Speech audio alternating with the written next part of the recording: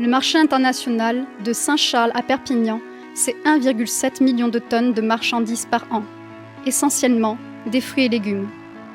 C'est aussi un train emblématique, le train des primeurs, qui transporte fruits et légumes au cœur même du marché international de Rungis. Le premier marché européen avec plus de 800 000 tonnes par an de marchandises. 2 lieux, une lutte pour un enjeu national. Le maintien du train des primeurs et au-delà, la question épineuse du fret ferroviaire.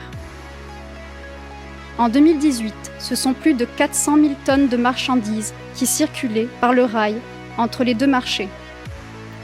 Aujourd'hui, nous en sommes à moins de 140 000 tonnes, contre 280 000 tonnes par la route. Comment en est-on arrivé là ?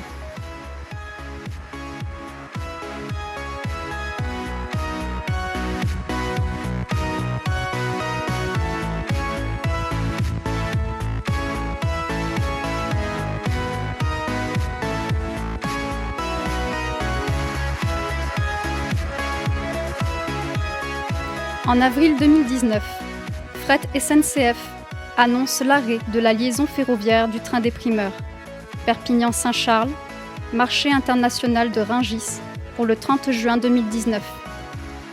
Les motifs avancés sont variés. La mobilisation pour la défense du train primeur, qui a démarré dès mars 2017, va dès lors s'amplifier.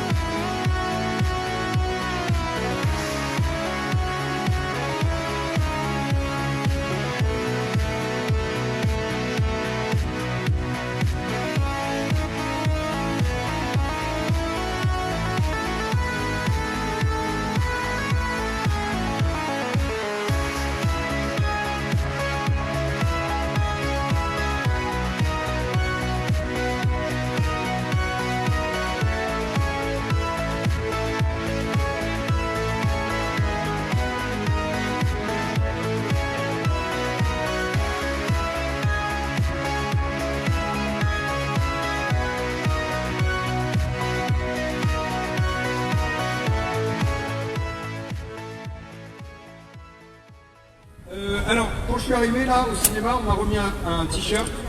Ouais. Est-ce qu'elle est là, Charlotte? Oui, elle est là, Charlotte. Alors, Charlotte. Charlotte. Ouais, vas-y, Charlotte. C'est ça? Qu'est-ce qu'il y a marqué dessus? Oui, c'est du meeting participatif. Vas-y, monte.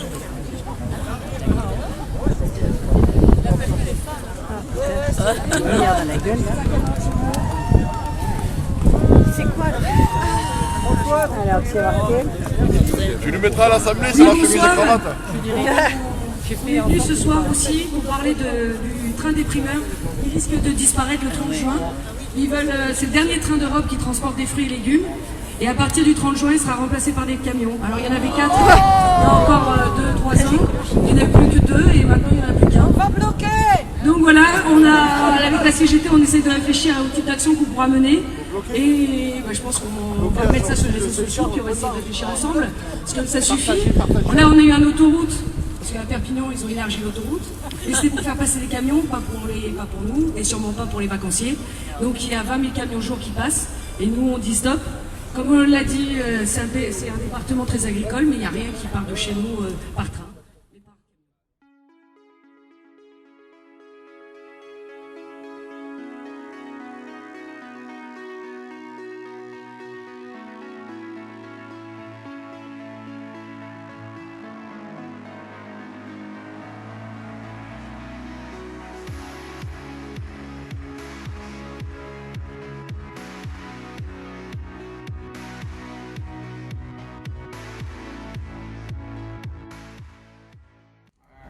Moi je vais vous dire une chose, vous dites que vous êtes prêt sur la question d'intérêt public. Demain il y a une grande conférence de presse qui va se tenir en face du ministère des Transports, avec de nombreux élus de tous bords politiques comme ça a été dit. Moi il n'y a pas de souci, Sylvie Charles elle peut venir, elle peut dire devant les médias français qu'elle demande à ce que ce train-là soit déclaré d'intérêt public. Nous on demande des actes concrets aujourd'hui. Vous êtes en difficulté sur tous les argumentaires. Vous parlez de rentabilité, mais la rentabilité sociale des gens qui sont là, qui bossent, qui demeurent en plus de travail. Et on connaît tous la situation sociale de l'entreprise aujourd'hui, où on a des mecs qui se balancent sous les trains. Parce que c'est ça la réalité aujourd'hui, des conséquences de vos actes. C'est sur la vie quotidienne des cheminots. Et la question de la rentabilité écologique, on a entre 60 et 65 000 décès en France pour cause de pollution, 18 000 en Ile-de-France, et vous allez nous balancer 250 camions jour, 25 000 par an. Comment vous allez vous regarder dans une glace en assumant de tels choix? C'est ça aujourd'hui votre responsabilité. Bien sûr, on sait que le gouvernement, il vous aide à casser le fret ferroviaire. Mais nous, on demande à minima aujourd'hui que Sylvie Charles, elle prenne position et qu'elle dise qu'elle veut que ce train soit déclaré d'intérêt public. Je crois que les copains, ils ont fait des centaines, des milliers de kilomètres pour venir porter ces pétitions, qui partout sur les territoires, il n'y a pas un citoyen, hormis les décideurs politiques de ce pays au plus haut niveau et la direction de l'entreprise, qui assume politiquement la suppression de ce train. C'est un scandale à tout point de vue aujourd'hui, donc il n'y a pas d'autre choix que de le maintenir, de remettre la deuxième liaison que vous avez déjà cassée et de développer plus largement le fret. On a parlé des ports tout à l'heure, mais nous on demande à ce que tous les mines ils soient reliés au port. Il y a des scandales, on construit des plateformes logistiques aux quatre coins du pays, elles ne sont pas embranchées au rail alors qu'on pourrait faire autrement. C'est aujourd'hui notre orientation stratégique et vous vous évertuez depuis 2006. Vous nous avez déjà vendu la libéralisation comme le remède miracle. Les chiffres ont été rappelés, c'est une catastrophe. Donc nous on demande que ce train soit déclaré d'intérêt public et plus largement que la question du fret ferroviaire elle soit aujourd'hui prise à bras le corps par le gouvernement et la direction de la SNCF pour en faire une question centrale et bien entendu du fret ferroviaire public. Il faut assumer vos responsabilités. Et aujourd'hui c'est qu'une étape. Croyez-moi, la mobilisation elle va grandir et on ne vous lâchera pas là-dessus. On n'acceptera pas que ce train soit supprimé. Jamais. Madame la ministre des Transports, il y a 2 semaines, vous avez promis. Il y a 2 semaines, vous avez menti. Vous aviez promis que la ligne ferroviaire entre Rungis et Perpignan serait maintenue au-delà de l'été. Hier, les syndicalistes qui luttent pour le maintien de la ligne ont alerté sur l'arrêt du train le 15 juillet. Il est inacceptable de tromper ainsi les gens qui luttent et croyaient avoir emporté une victoire. Ils ne l'avaient pas emportée pour eux-mêmes uniquement. Ils s'étaient battus pour l'intérêt général.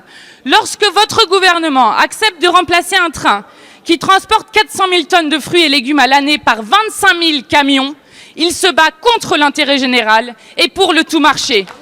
Vous faites toujours ce même choix. Votre politique du tout camion tue. 67 000 personnes meurent chaque année de la pollution de l'air.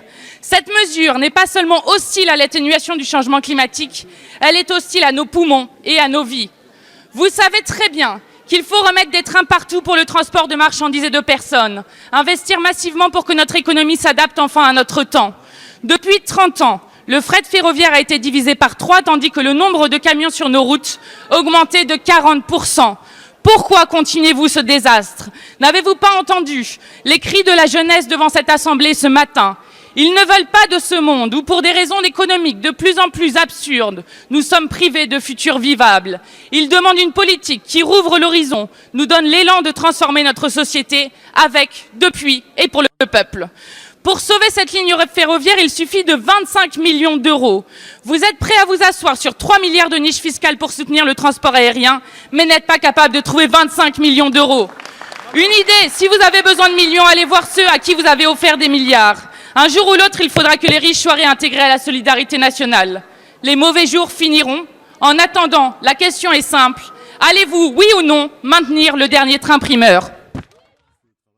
Dans le cadre de sa réforme constitutionnelle, le président de la République souhaite inscrire dans la Constitution la préservation de l'environnement. Nous avons entendu la préoccupation de votre majorité pour le réchauffement climatique. Mais au-delà des déclarations d'intention, les actes font croire aux paroles. L'une des principales lignes de fret de notre pays, la ligne Perpignan-Rungis, va fermer. La fermeture de cette ligne, c'est bientôt 25 000 camions, avec toute la pollution que cela engendre et la dégradation des voiries. Pourtant, cette ligne, elle marche économiquement. De la plateforme logistique de Perpignan, elle approvisionne 1400 tonnes de fruits et légumes par jour aux mines de Rungis. Pour le maintien de cette ligne, pour ce faire, Fret SNCF est prêt à investir 25 millions d'euros pour renouveler la flotte de wagons.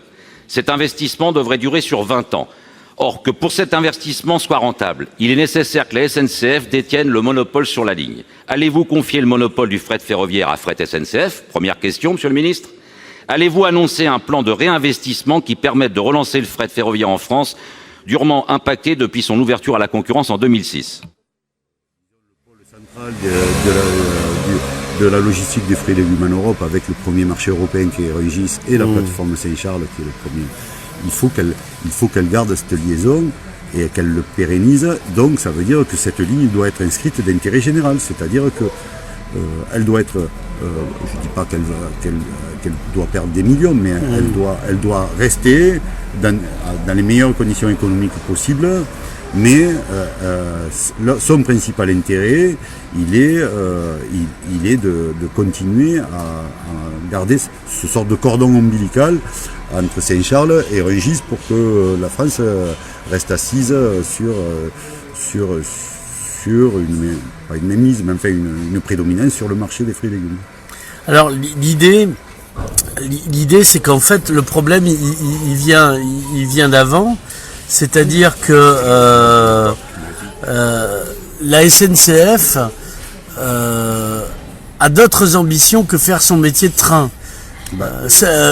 Et Guillaume Pépi s'est rêvé autre chose que le grand chef de gare, si j'ose dire. Oui, ça, il suffit de regarder l'évolution de la SNCF ces dernières années. La part majoritaire maintenant dans le groupe SNCF des autres filiales, en particulier routiers. Comprendre que la SNCF, elle n'envisage pas l'avenir uniquement qu'avec des trains. Alors que c'est son métier quand même, c'est pour ça qu'on l'a constitué. Parce que c'était la date, le dernier jour de circulation prévu lors des dernières tables rondes du gouvernement avec les transporteurs, les chargeurs et la direction de la SNCF. Aujourd'hui, il y a des initiatives à Toulouse, ce soir, lors du passage du train, et ce midi, à Paris, il a été décerné le trophée du plus pollueur de France à Madame la ministre Elisabeth Borne, avec un superbe trophée.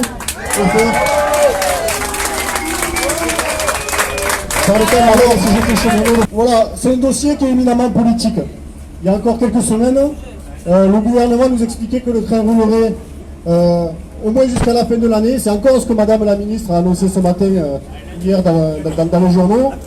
On sait très bien qu'un train qui roule sans marchandises, ça ne veut pas dire grand-chose. C'est ça la réalité. C'est qu'aujourd'hui, il y a des choix politiques qui ont été faits. Et ces choix, c'est d'abandonner ce train de primeur alors qu'il pourrait être maintenu, voire même développé dans les différentes mines de France. Et il y en a une dizaine. Aujourd'hui, la responsabilité, il faut qu'on se le dise, c'est la responsabilité de ce gouvernement qui abandonne le ferroviaire, qui abandonne tous les services publics et qui abandonne ce train. C'est aussi la responsabilité de la direction de la SNCF qui, plutôt que de le développer, a décidé de choisir un autre mode de transport. Alors on ne sait pas quand est-ce que ça va être mis en place, on parle de la fin de l'année, sur le ferroutage ou du matériel combiné. Aujourd'hui, voilà, une date très symbolique. On ne sait pas trop où veut aller ce gouvernement, mais on sait que, quoi qu'il en soit, tous ensemble, on ne lâchera pas le morceau sur ce dossier. C'est bien pour ça qu'on est aussi nombreux présents aujourd'hui. Voilà. Il faut qu'on parle aussi de la question de l'avenir du matériel. Au début, on disait, la direction de la SNCF disait qu'elle allait arrêter la circulation parce que le matériel frigorifique était obsolète, qu'il était en bout de vie. C'est vrai, 40 ans, c'est beaucoup. Néanmoins, on peut maintenir les circulations avec une maintenance régulière. C'est de l'emploi derrière. Il y a 10 cheminots qui travaillent tous les jours à Perpignan pour la maintenance de ce matériel. Derrière, c'est aussi 30 à 40 emplois de cheminots qui sont menacés. De l'emploi aussi chez Ré et Roca, chez le personnel qui charge le train. Mais aussi derrière, qu'on se le dise, c'est l'avenir du marché de Saint-Charles. Ce qu'on porte à la CGT, c'est une interconnexion des ports, des mines, des marchés internationaux pour un vrai développement du fret ferroviaire partout en France et qui est un vrai repère modèle de la route vers les trains et non l'inverse. Il faut savoir qu'en 10 ans d'ouverture à la concurrence, c'est les 2 tiers de cheminots du fret qui ont été supprimés. On est passé de 15 000 cheminots à 5 000 aujourd'hui.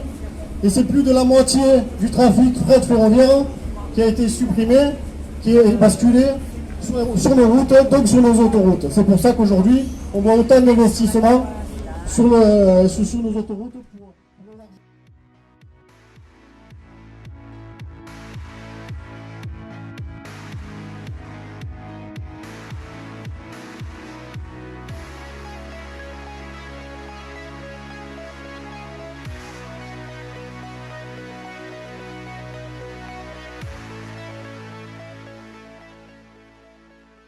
Je pense que la bonne façon d'avancer, c'est effectivement que tout le monde se mette autour de la table et que des clients viennent utiliser ce train. Mais vous comprendrez que, en tant que ministre, il n'est pas dans mes prérogatives ou dans mes pouvoirs de pouvoir amener des marchandises dans ce train.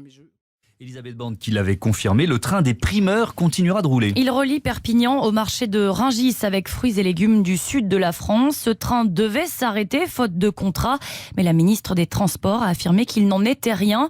La SNCF confirme, le train roule depuis lundi, mais une question se pose, y a-t-il des marchandises à l'intérieur ?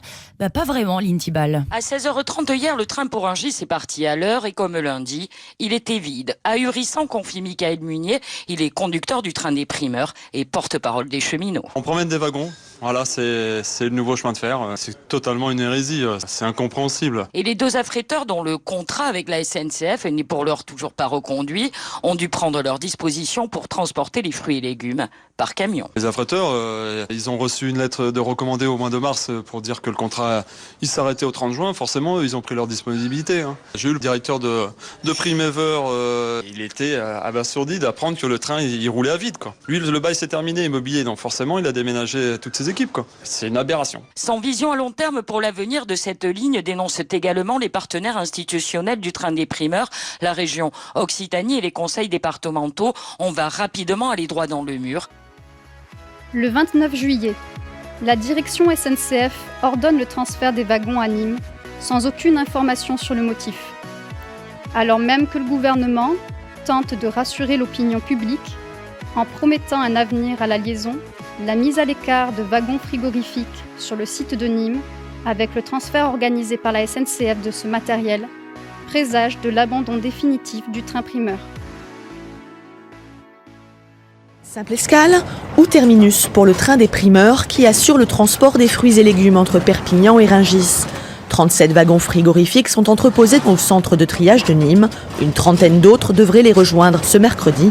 Officiellement, le matériel est stocké en attendant la reprise de la ligne de fret au 1er novembre, comme promis par la ministre Elisabeth Borne mi-juillet.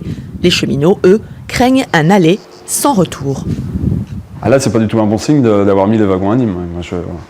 Il y avait des wagons qui devaient être entretenus à chef de bien à Perpignan. L'ordre de mission a été arrêté alors que c'était prévu. Donc voilà. Là, c'est simple. On va stocker les wagons et ils vont pourrir sur place, quoi. L'effondrement programmé du fret fragilise aussi des secteurs industriels spécialisés dans la fabrication de locomotives ou de wagons. Du côté des wagons, la France compte encore quelques fabricants, essentiellement des PME. Pour la CGT, cette remise en cause de la ligne, train primeur, illustre l'aberration de l'organisation du système ferroviaire national, éclatée depuis la mauvaise réforme de 2014. C'est bien toute la stratégie du fret qui doit être revue. C'est pourquoi à la CGT nous exigeons le maintien du train des primeurs et la remise en circulation du second train supprimé en 2016. L'investissement indispensable à la rénovation et au remplacement à terme des wagons nécessaires au trafic. Le respect des engagements issus du Grenelle de l'environnement en déclarant ce train d'utilité publique ou d'intérêt national. Un plan de développement pérenne du transport de marchandises par fret SNCF au départ de Perpignan-Saint-Charles. Une démarche commerciale volontariste et ambitieuse permettant le développement du transport de marchandises par fret SNCF en direction du marché international de Rungis et au-delà des marchés des pays en liaison avec les ports. Cela passe nécessairement par la réouverture des chantiers multimodaux de Perpignan et Rungis. Les solutions alternatives, comme l'autoroute ferroviaire portée par les chargeurs, la SNCF et par le gouvernement, laisse penser que le transfert des activités sur Barcelone est accepté, voire intégré. Cela va bien évidemment dans le sens d'un affaiblissement du marché de Saint-Charles.